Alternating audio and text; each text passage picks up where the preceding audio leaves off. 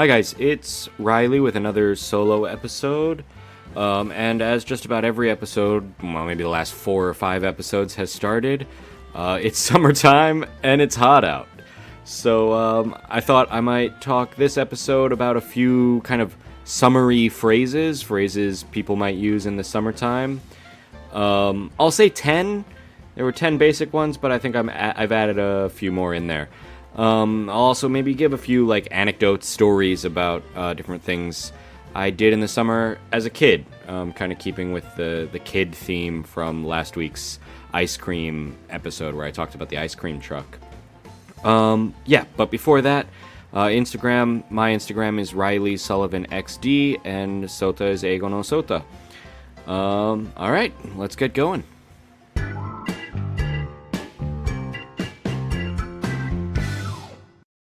Alright, so starting out, I kind of organized this into like 5 different categories, and then I added a couple more later when I thought of them.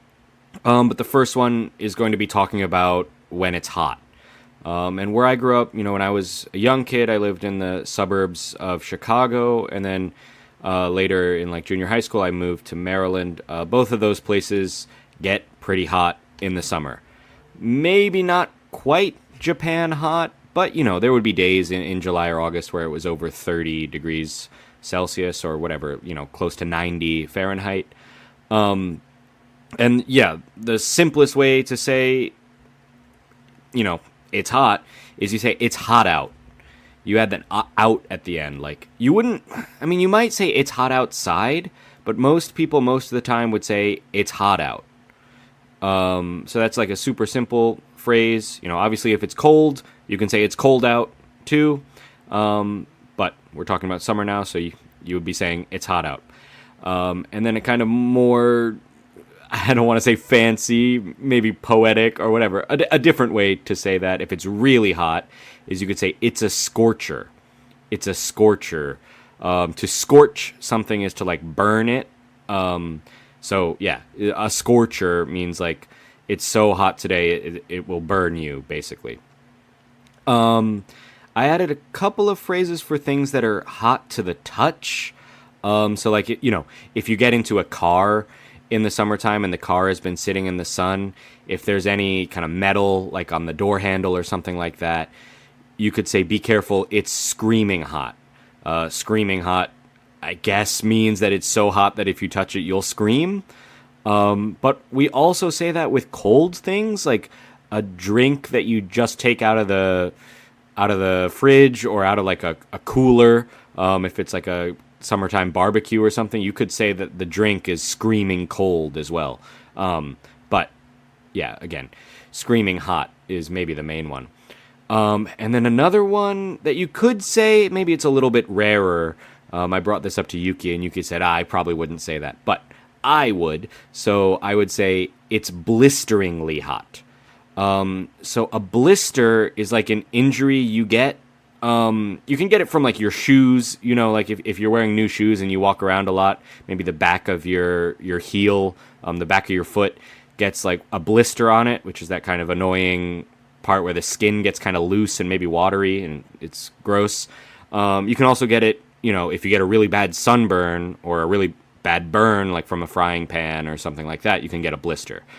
So if you touch something that is hot enough to like actually burn you, then it's blisteringly hot. But of course you could say it, if it's not really blisteringly hot, it's just very hot. Okay, next one, if we're talking about humid weather. In Japan, this is pretty useful because it's humid here a lot. In Maryland, where I grew up, it was also pretty humid. Maybe not quite as bad as Japan, or at least Kagawa, but still pretty bad. The main one for saying it's humid outside is it's muggy. Muggy, I'm not really sure where that comes from, but people use it all the time if it's humid out. And the other one, a little bit stranger, is to say the air's like pea soup, or it feels like I'm walking through pea soup. So yeah, you can kind of imagine what that is. Pea soup, like green peas. It's like kind of a thick, viscous, yucky texture. Maybe not yucky. I kind of like pea soup. But anyway, you don't want to be walking. You don't want the air to feel like that. So if it's really humid, you can say the air is like pea soup to mean it's especially humid out. Okay, and then, yeah, in the summer, often you might be playing outside in the water. Like when I was a kid, we would often play in the front yard or the backyard, and we'd put out a sprinkler, which is like usually used to water the grass.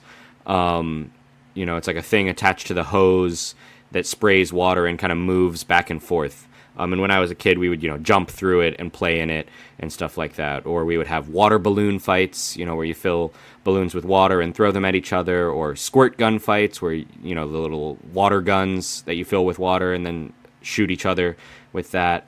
All those kind of like outside water games. But afterwards, if I tried to come back inside after playing out in the sprinkler or having a water balloon fight, my mom might say, yeah, don't come in here, you're soaked. Or you're drenched. Soaked and drenched both mean you're very wet. My kind of feeling is that drenched means you're even more wet than soaked, but it's not super clear. Another one to describe something is wet is you could say, or my mom might say, your shirt is sopping wet. Sopping wet means very wet.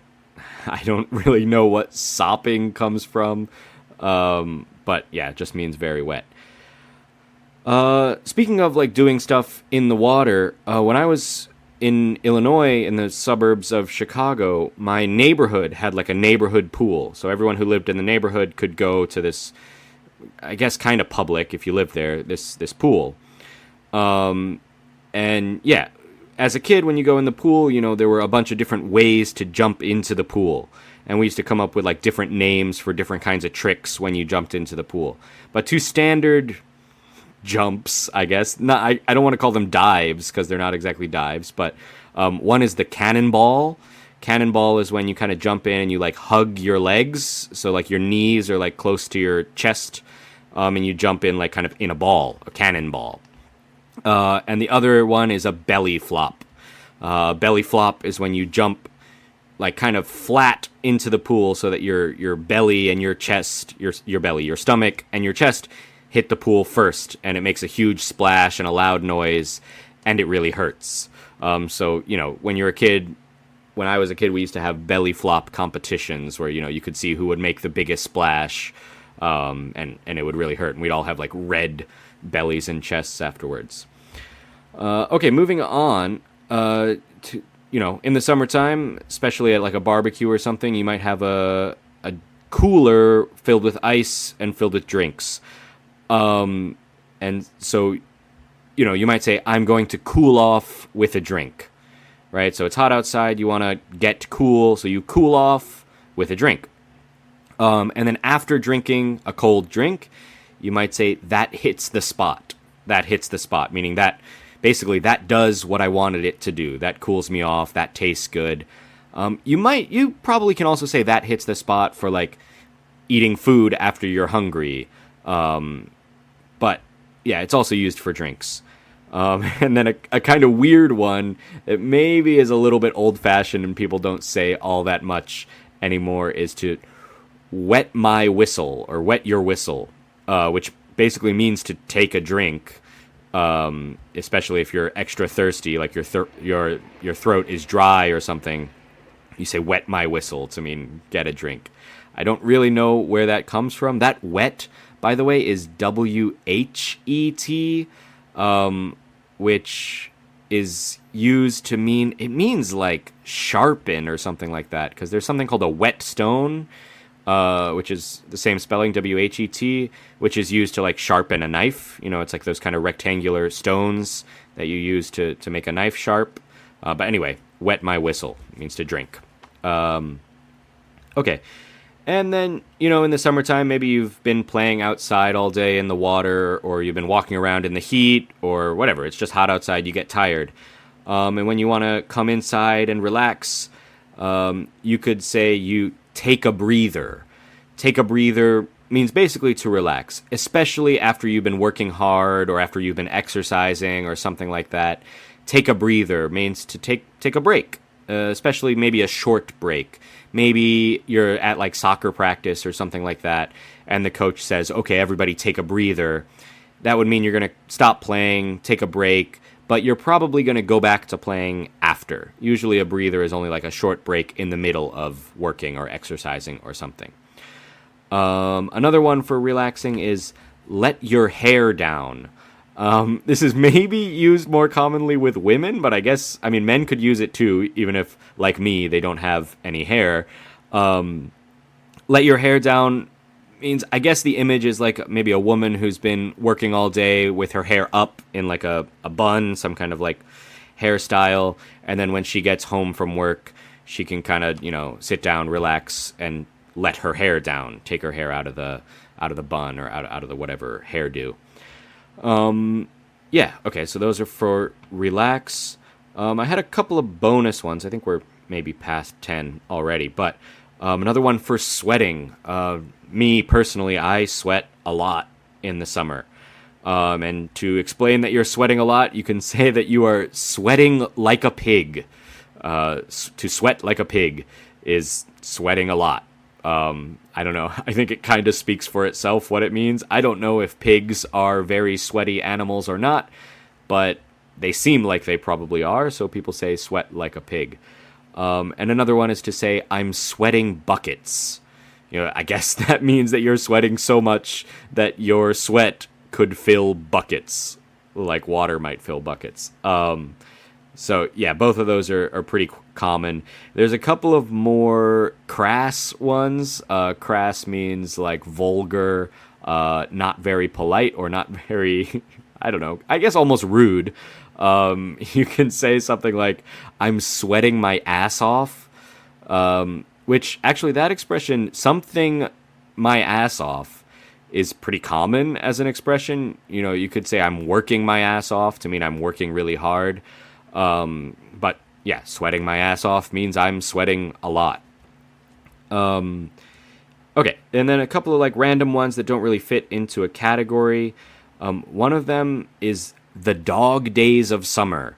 This is kind of a set phrase that you hear sometimes, maybe in like a book or something like that. You might hear, it was the dog days of summer.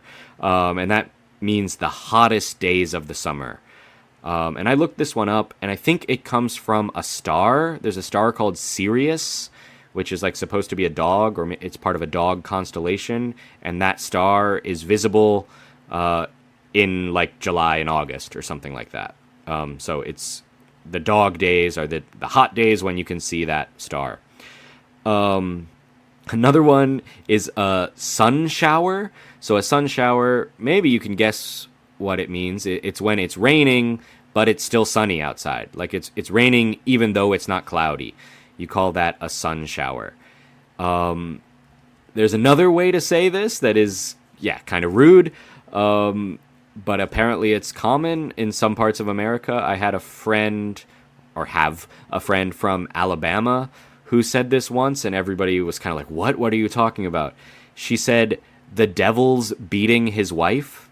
Like, the devil is like beating up his wife, punching his wife or something like that. Obviously not a very nice thing to say, but apparently you say that when it's raining and there's no clouds in the sky.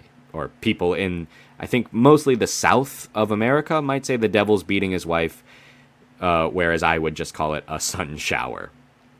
And then another one for the sun is to soak up the sun, which is, just to kind of sunbathe, right? To sit out in the sun and get a tan, or just relax on the beach or something like that, is to soak up the sun.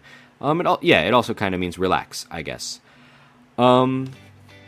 That's about it. I think I did a few more than 10 there, but we'll call it 10 phrases, 10 summer phrases anyway.